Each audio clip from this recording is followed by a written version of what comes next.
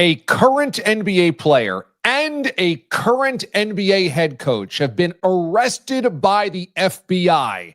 This is a massive black eye for the NBA. Let's break it all down and what this really means in just a moment. Just a reminder to subscribe to the channel. Click on this button below me. Make sure you are subscribed. That way you get notifications when we do more deep dives like this one each and every time on this channel. When the FBI arrests a current NBA player and a current NBA head coach, there's a lot to unpack.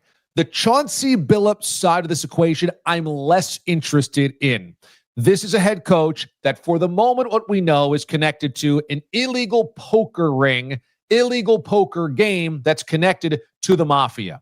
That doesn't, at the moment, have a direct connection on the game being played on the court, okay?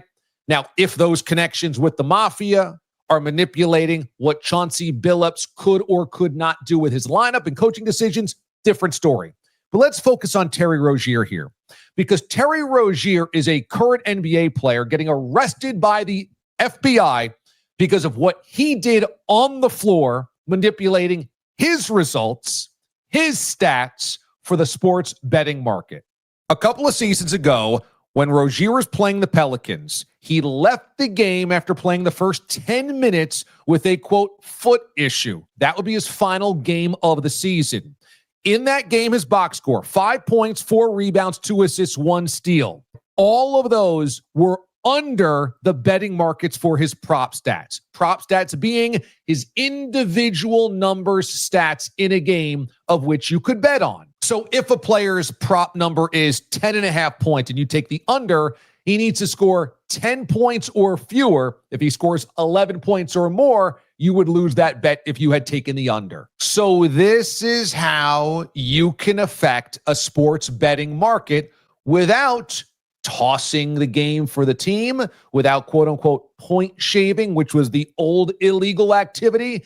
This is about my personal points, my prop numbers, and I can make sure that they go under. I have control of all of that part of things. And there was a curious number of bets that flooded in on the under on Terry Rozier's statistical box stats over the course of that night.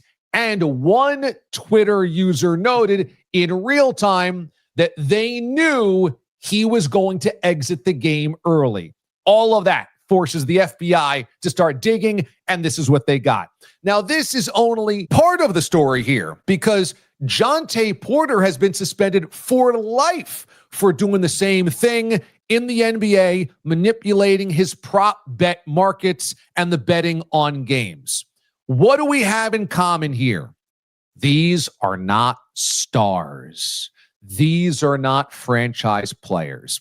You see, the NBA, as well as the other professional sports leagues, have been buffered, protected by this idea, by this theory, that professional sports athletes make so much money that they would never risk it all on sports betting. There's too much money to be had. Much different than when you had the White Sox, quote, Black Sox scandal in 1919, or the college basketball betting scandals of the 50s, or even beyond. Those were players not making a lot of money because of the time in which they played, or because they were amateurs not supposed to take any money for playing the game. Today, even a veteran's minimum, you would think, in the NBA would be enough to steer you away from risking being banned or arrested or suspended for life. That being said, the fact is Jontay Porter, Terry Rozier, and players of that caliber can be manipulated, can be motivated, because they aren't making $50 million a season. They aren't on $300 million contracts. And that won't change.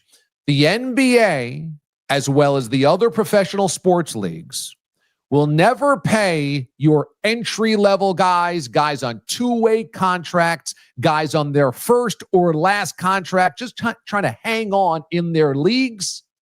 They're never going to pay those guys so much that it's not worth it for them to look into the sports betting market for maybe a different payday. And under the influence of the sports betting market is today far easier than ever before for two reasons. Number one, what we just talked about, the prop bets. If you go back to 1985, you just couldn't bet on a player like Terry Rozier's total rebounds, total assists. You couldn't do that. Now, every player has a series of prop bets. All have odds and all can be wagered on a million different places. And that's the second part. Unlike 15, 20, 30 years ago, everybody on their couch can sit there with their phone and wager on a player or a game or a live line. You didn't have to go to Vegas, be in Vegas, or have a guy in Vegas. Okay, and that changes everything, because if you want a bite of the apple because Terry Rozier, Chauncey Porter, or somebody else is tipping you off for somebody else, hey, you know what? I'm exiting this game early, so hit the under in all my stats. You know what? That doesn't have to be just one or two guys in Vegas throwing those bets in. It could be tons of people from the access of their couch, the comfort of their own home, wherever they are on their phone. And again, those parts of this don't go away. There will always be fringe players who could be manipulated. They could be influenced. They could be railroaded because of the gift of more money than what they're making. They're not making hundreds of millions of bucks. And the touch points of sports gambling are everywhere. So every player's cousin, every player's brother, every player's mom, every player's landlord, every player's mechanic, every player's publicist, whoever they touch can get rich quick because of that inside information. Don't think for a minute, okay, it is unrelated that just earlier this week, 2 days ago, Adam Silver went on Pat McAfee's show and talked about how much more vigilant they can now be about sports betting because we have the technology to catch these irregularities in the marketplace immediately. The NBA knew this was coming. The NBA sniffed out that the FBI was going to throw down some major headline-grabbing arrests. And Adam Silver and the rest of these commissioners will remind you at every step of the way. It's safer than ever because of the technology, which is fine. Yes, it doesn't take some type of bet maker or somebody at a sports book in Vegas to say, hey, we just had $100,000 come in on this bet, and that kind of gets a little weird. Now you have all of these betting markets all connected to all of these sports betting apps, and obviously they can monitor all of that. But Silver knew this was coming, and all of these commissioners just continue to say nothing to see here. And that's why no matter if Chauncey Billups, Chauncey Porter, Terry Rozier, or others get snagged in these stings, these operations, these takedowns by the FBI or other authorities, nothing's changing. This is another piece of the puzzle. Nothing will change because the horse is out of the barn. There's too many profits. There's too many revenue streams. There's too many ways for the leagues to benefit from legalized sports gambling. They ain't never going back. So their whole tactic is going to be nothing to see here. Not a big deal. It doesn't matter. We can always catch it before it gets out of control. And sure, with Terry Rozier, I'm sure they're going to say it's a big deal. He can't play again. They're going to give him the Chauncey Porter treatment. But they're going to tell you, as the sports consumer, nothing to see here. Look, I don't think it's a big deal at all that you have a sports betting app in almost every state in the country and you can sit at your home and responsibly bet on games. I find it very entertaining. I find it fun. I find it to be a cool part of the sports experience these days. I don't have to go to Vegas and sit in a smoky sports book. I don't have to travel halfway across the country to throw $25 in a game, $50 in a game, what have you, or $5 in a game. You know, most bets for me are nothing that would ever break the bank.